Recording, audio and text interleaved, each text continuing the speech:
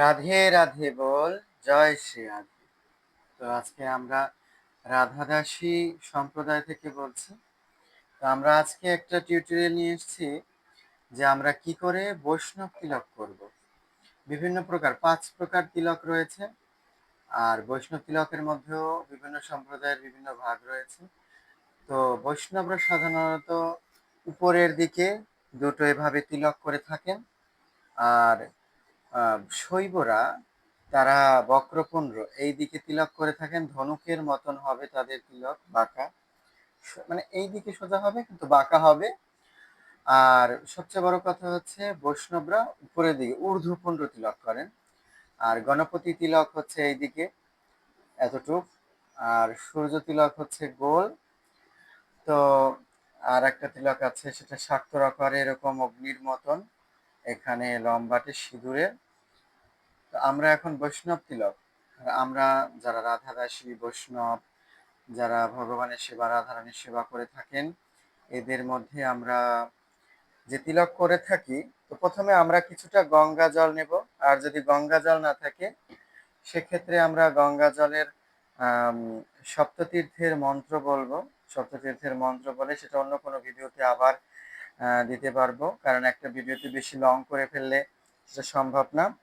তো আমরা তিলক পরিধানের জন্য প্রথমে বাম হস্তের উপরে গঙ্গা জল নিয়ে ব্রহ্মতালুতে তিলক গোলাবো। তো আপনারা যে যেখানে বসে আমাদের ভিডিও দেখছেন, কৃপা করে আপনারা চ্যানেলটি সাবস্ক্রাইব করবেন। ইউটিউবের জন্য বলছি, আর টিকটকে যারা দেখবেন তারা কৃপা করে শেয়ার এবং কমেন্ট করবেন যে আপনারা কি কি ভিডিও চান। তো তাতে আপনাদেরও মঙ্গল হবে, আমারও মঙ্গল হবে। তাতে আমারও জানার আগ্রহ এবং জেনে আপনাদের জানানোর আগ্রহ। আচার করিয়া যে করে প্রচার, প্রচার করে যে না করে আচার, দুই সমান অপরাধী। এই জন্য আচার প্রচার করহ দুই কার্য, তুমি জগতের গুরু, তুমি জগতের আর্য। তো আমরা সব সময় আঙুলের ডান হাতের অনামিকা আঙুলের থেকে শুরু করব। বৈষ্ণবরা সাধারণত আমরা রাধাদাসী যারা, তো যেখানে আমরা চশমাটা পরি এইখানে যে মানে নিচু জায়গাটা আছে, ঠিক ওখান থেকে শুরু করে একদম লম্বা একটা টান দিলে আমাদের তিলক সম্পন্ন। তো পুরোপুরি সম্পন্ন হয়নি আমাদের। রাধা বল্লভী তিলকে তুলসী পত্র থাকে না, কিন্তু আমাদের রাধা দাসী সম্প্রদায়ে অবশ্যই।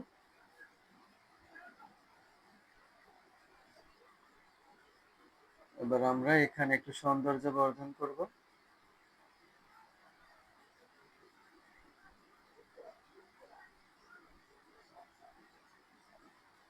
যাই হোক, আপনারা বুঝে ফেলেছেন আশা করি।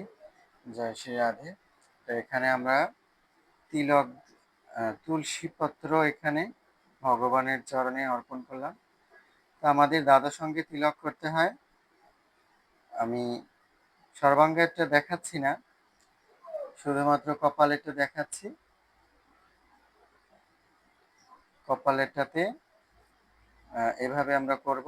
তো দাদার সঙ্গে আমরা কেন তিলক করি, যেটা এই শরীর হচ্ছে মন্দির সম, এই শরীরে ভগবানের পরমাত্মা রূপে বিরাজ আছে, সে পরমাত্মা রূপে বাস করেন।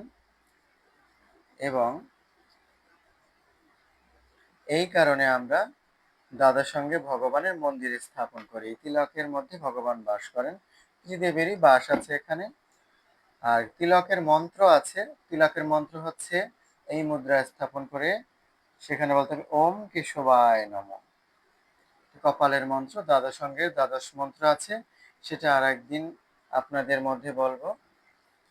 তারপর আসমনের মন্ত্র একদিন বলবো। আপনারা কমেন্ট করে জানাবেন যে আমরা কি, আপনারা কি কোন বিষয়ে জানতে চান।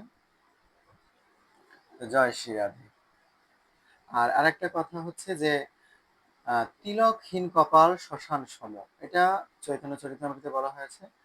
কারণ তিলকবিহীন কপালে আমাদের শ্মশানের সমান। শ্মশানে গেলে কি করতে হয়, স্নান করতে হয়। আর স্নান করলে আমরা পবিত্র হই। তো তো আমরা অবশ্যই অপবিত্র হয়ে যাই শ্মশান কপাল দর্শনে, শূন্য কপাল দর্শনে। এই জন্য সদা সর্বদা আমরা যে সম্প্রদায়ে আছি সেই সম্প্রদায়ের অনুসরণ করে অবশ্যই আমাদের তিলক ধারণ করা শাস্ত্রবিদিত। তা আপনারা কৃপা করে সবাই তিলক ধারণ করবেন এবং আপনাদের ধর্ম, সনাতন ধর্মকে বিশ্ব দরবারের উপরে তুলে নিয়ে যাবেন। জয় শ্রী রাধে। রাধে রাধে বল। জয় শ্রী রাধে।